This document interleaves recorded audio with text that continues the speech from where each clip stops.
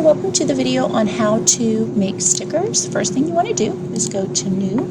Your artboard, the roll-in printer that we print stickers on is 18 inches wide. So you want to start with an 18-inch width, and most of stickers that students want are 3 inches tall. So that's what I'm going to start with. So I hit create. The next thing you want to do is make sure you have your image in some kind of file that you can locate it. It might be in your downloads, it might be on a USB drive. So I'm going to go to File, and I'm going to go to Place. I'm going to choose this cute little chicken here. Okay, so I'm going to left click up in the corner, and I'm going to drag it into place. You can click to place it, but it will be oversized and you'll need to resize it. So that's what I usually like to do. Okay, so right now there's nothing special about this this photo. It's a JPEG, PNG, really to do with it. So we want to do what we call an image trace. We want to make it into an SVG, a scalable vector graphic. The difference is that once you do a scalable vector graphic, you can enlarge it as large as you want and you won't lose quality. And that is so important in any kind of graphic design. So we are going to do an image trace up here.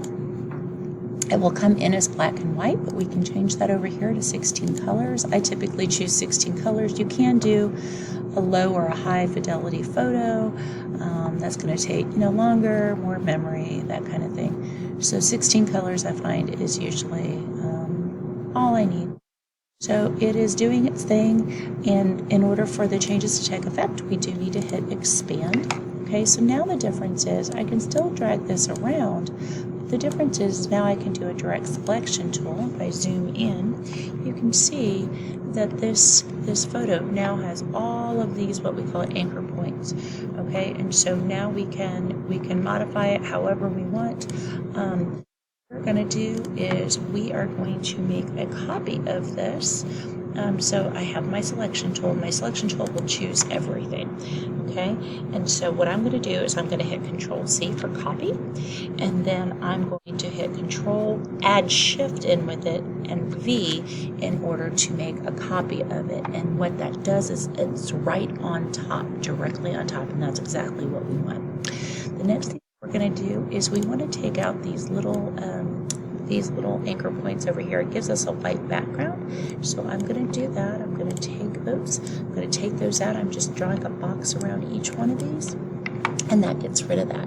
So now when we choose our selection, it doesn't give us that big box. It gives us our little chicken.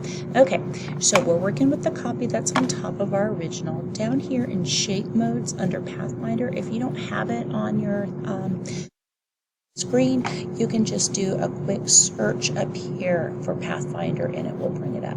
So I want to take everything that is here and I want to make it into one shape. So now it's combined together. Now if I were to do an offset path to make a sticker right now, these paths are all kind of different paths. They're not combined together.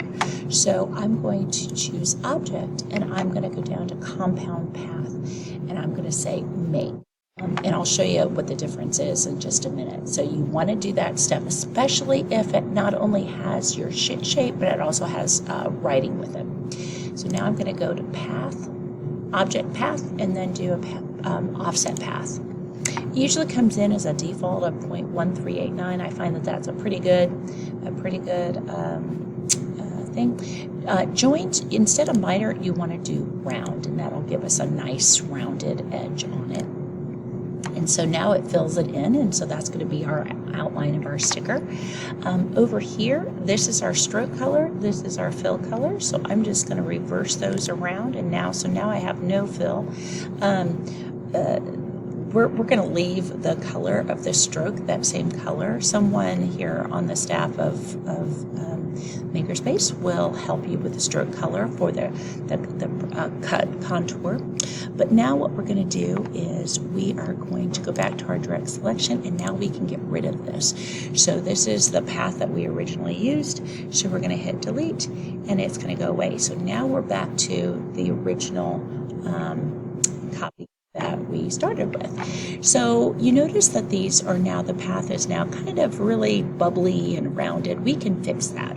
If you hover over and choose the path, if you hover over and right click and go to smooth, there's going to come up a slide bar. So right now it's kind of jaggedy, and I can kind of smooth that out. So see, when I can kind of make it so that the path is not so jaggedy. So that's about it to making a sticker. The last thing is I'm going to do is I'm going to draw a box around everything, and I'm just going to choose group. That way I can move it around and everything moves with it. I'm going to resize it, and I'm going to hold down my shift and grab a corner and resize it. If I didn't hold down shift, it wouldn't proportionally resize. I'm going to real quickly show you what would happen if we did not make a compound path.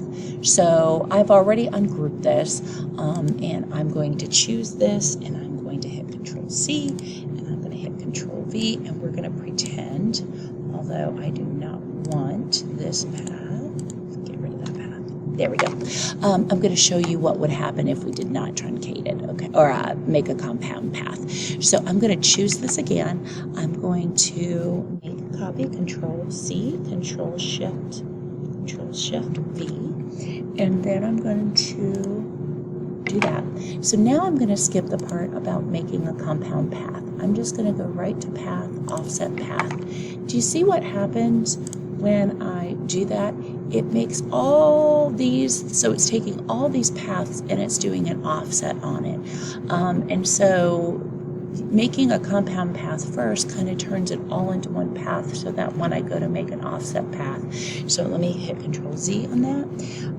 And if I go to compound path, make, and then do an offset path, now you notice it's not all those little shapes, it's just your outside of your path. So I just wanted to kind of show you the difference in that. The thing we do is go in here and take that out, and then we group it. So I hope that was helpful. The last thing that we just need to do is go and we need to change the color on that, or the stroke color. And like I said, somebody in Makerspace can help you do that. All right, well, let us know if we can help out, but hopefully this was helpful for you to make your own stickers. Talk to you soon.